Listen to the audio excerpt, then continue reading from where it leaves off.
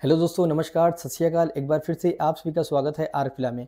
अगर अभी तक आपने चैनल को सब्सक्राइब नहीं किया तो प्लीज़ सब्सक्राइब बटन को प्रेस कर दें। साथ में बेल आइकन होगा, उसको प्रेस कर दीजिएगा, जिससे फ्यूचर की अपकमिंग वीडियोस की नोटिफिकेशन आपको सबसे पहले आएगी। आज के वीडियो में भी हम एमडीएफ के बारे में डिस्कस करेंगे। पार्ट 1 मैंने ऑलरेडी अपलोड किया हुआ है। अगर अभी तक आपने नहीं देखा है तो आई बटन पर क्लिक करके उस वीडियो को देख सकते हैं। नाउ ये जो वीडियो है ये पार्ट नंबर 2 है। जो रिमेनिंग 4 पॉइंट्स बचे हुए थे उसी को इस वीडियो में एक एक करके डिटेल में डिस्कस किया जाएगा। चलिए बिना किसी देरी के वीडियो को स्टार्ट करें।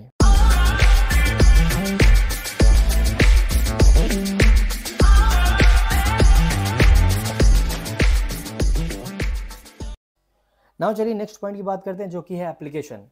इसकी अगर हम एप्लीकेशन की बात करें तो ये बहुत ही वर्सेटाइल मटेरियल है एंड डिफरेंट सेक्शंस में इसको यूज़ किया जाता है। स्पेशली अगर हम इंटीरियर की बात करें तो पहली चीज़ तो furniture. MDF is commonly used in the production of furniture including cabinets, tables and chairs. ठीक है, जितने भी ये यहाँ मेंशन्ड है इस सब में इसको यूज़ किया जाता है बनाने के लिए। कैबिनेटरी में it is often use for making kitchen cabinets and bathroom and vanities.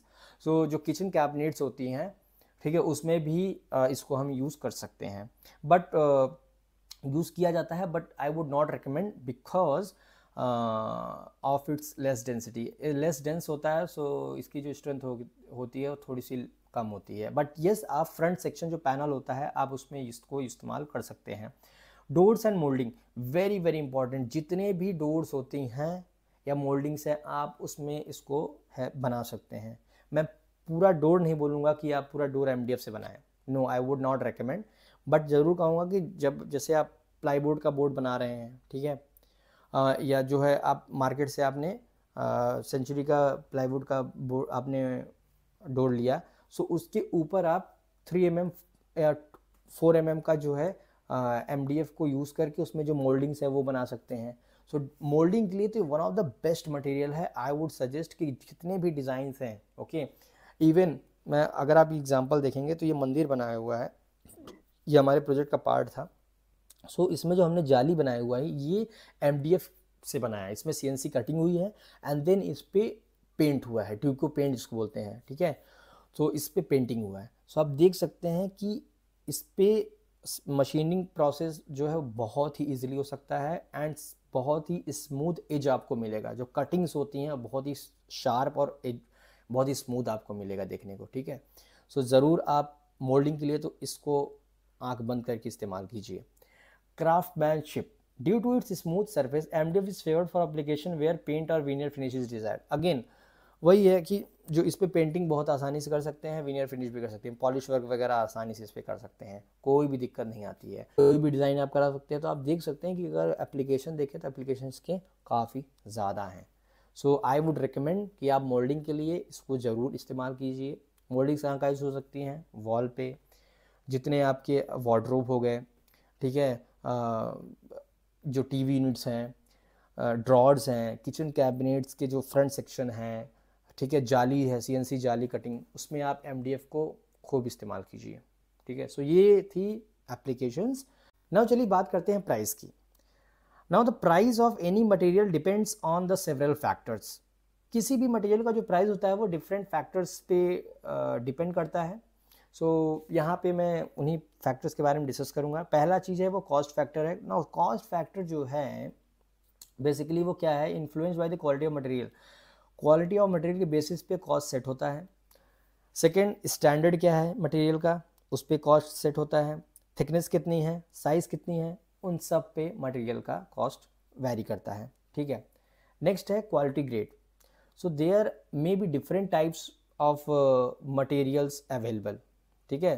Different types of MDF material available हो सकते हैं मार्केट में, जिनका ग्रेड अलग अलग होगा। डिफरेंट ग्रेड्स का अगर MDF आएगा तो उनका प्राइस भी वैरी करेगा ग्रेड के according. With higher quality grade the cost will be higher, simple. जो लो ग्रेड का होगा वो सस्ता मिलेगा, जो हायर ग्रेड का होगा वो महंगा मिलेगा। नाउ थर्ड है मार्केट वेरिएशन।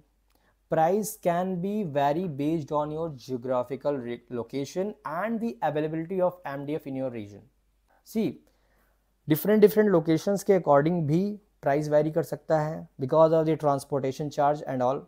जहाँ से आप मटेरियल परचेस करते हैं मैन्युफैक्चरर, अगर वो आपसे डिस्टेंस पे ज़्यादा डिस्टेंस पे है, अगर वो उसका लोकेशन, सो कॉस्ट ज़्यादा लगेगा, ठीक है।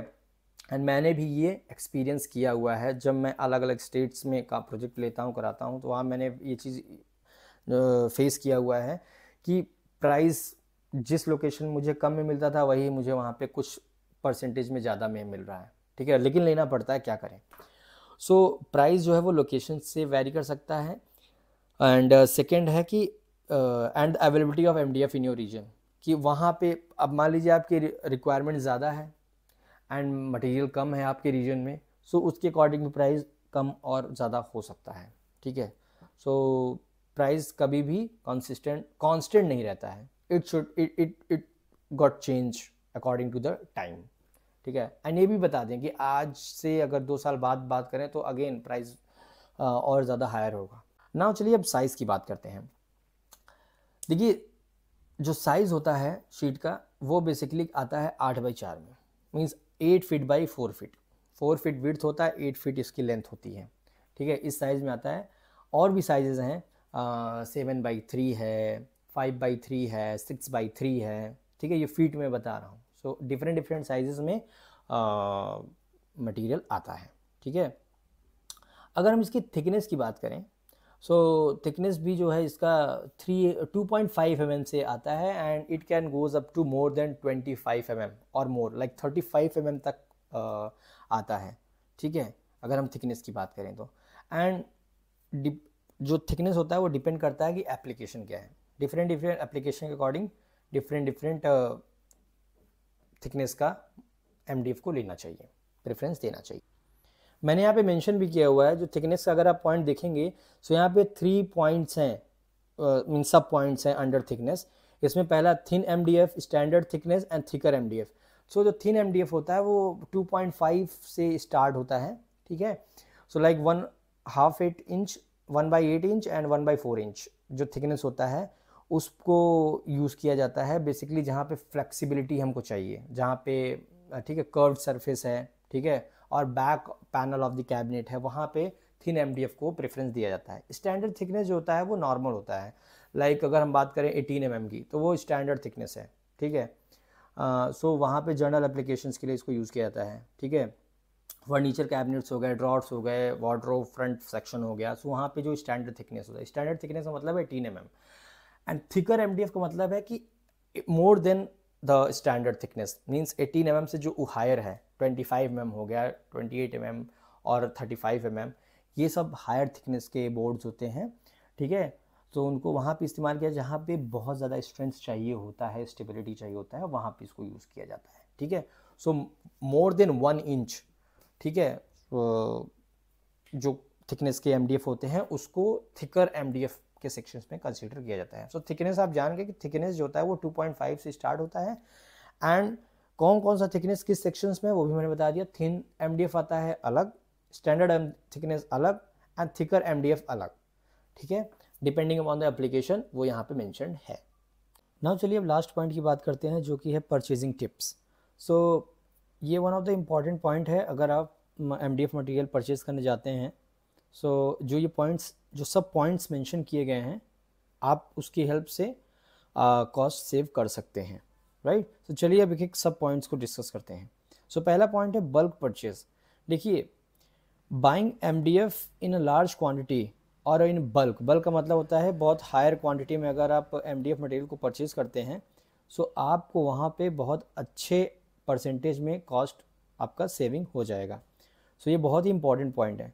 सो लाइक ये पॉइंट उनके लिए मैटर करता है, लाइक जैसे जो प्रोजेक्ट्स पे काम करते हैं या जो वेंडर्स हैं, ठीक है, जहाँ पे MDF मटेरियल की मैन्युफैक्चरिंग होती है, अगर वहाँ जनरली होता है कि जो वेंडर्स होते हैं वो बल्क में ही परचेजिंग करते हैं।